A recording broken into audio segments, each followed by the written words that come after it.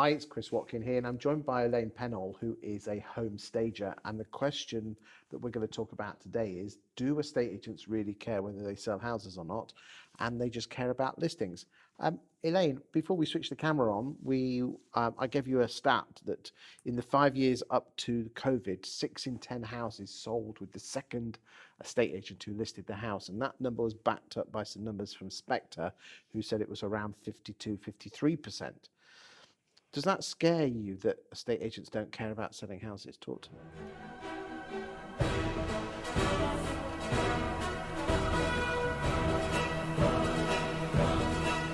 I think it's fascinating, Chris. I'm really interested in that statistic because, well, on a number of levels, from our point of view, we know that we often stage homes that have been on the market with another agent, and we are the secret weapon in the armoury of the second agent that goes along, or the third or the fourth in some cases, to actually help them win the listing, because they'll pitch staging as an alternative to a price drop, and of course many people are much more enthusiastic. Because we're filming this in September 2021, so the market's flying at the moment, so anything will sell.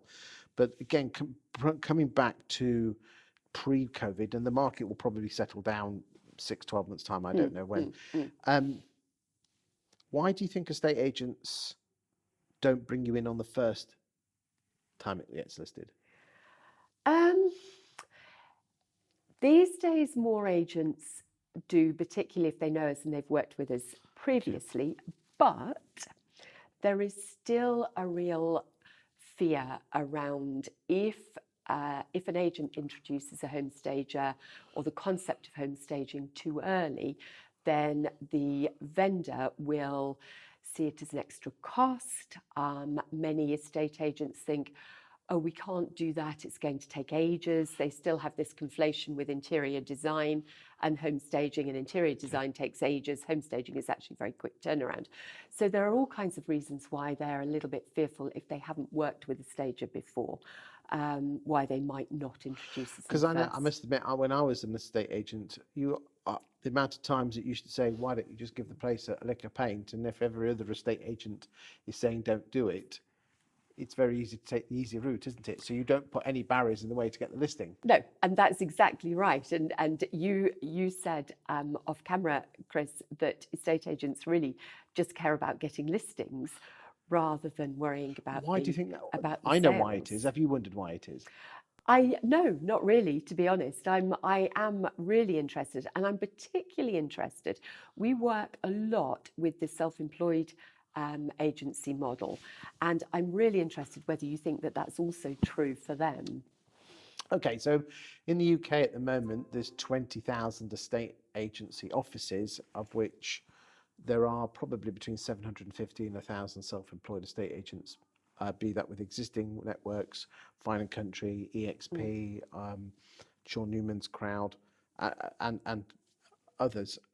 I think going back to the 1980s, the job of a estate agency was split down between the person who went to put the house on the market, which is called the valuer or lister, and the negotiator, who was the office-based person who was junior.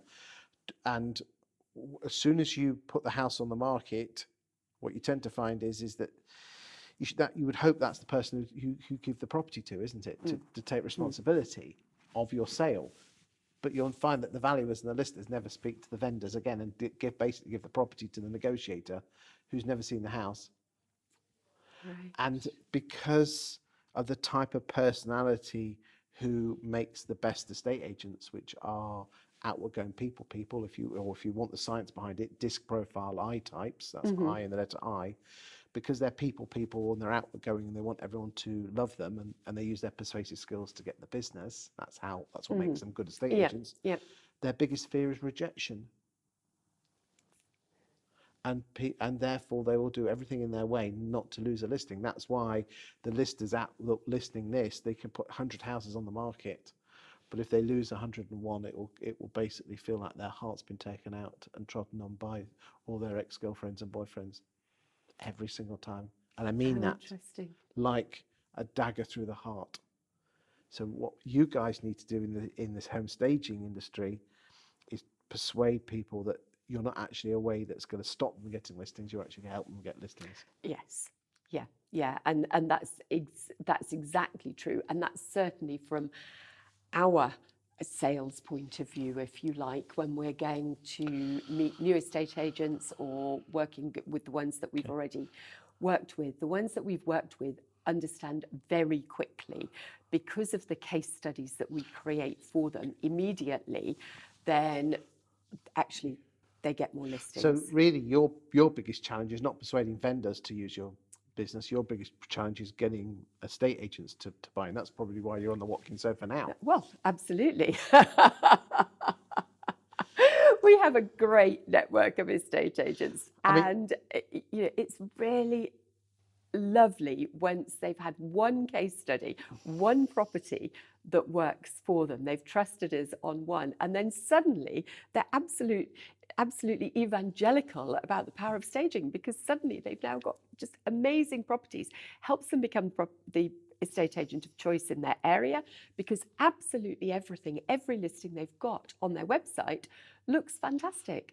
So why wouldn't the next person in the area wanting to sell their home come onto their web, come to them? Very briefly, give me some top tips on how to choose a good house stager, because I mean, again, you're here for the industry as well as yourself, and as you know, this is not a pro thing for you.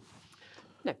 So how to choose a good home stager? I think check out that they work with the type of homes that if you're the estate agent, that they work with the type of homes that you're selling. Like anything, some agents work in the premium end of the market. Some agents work. Is this home staging just for upper quartile then?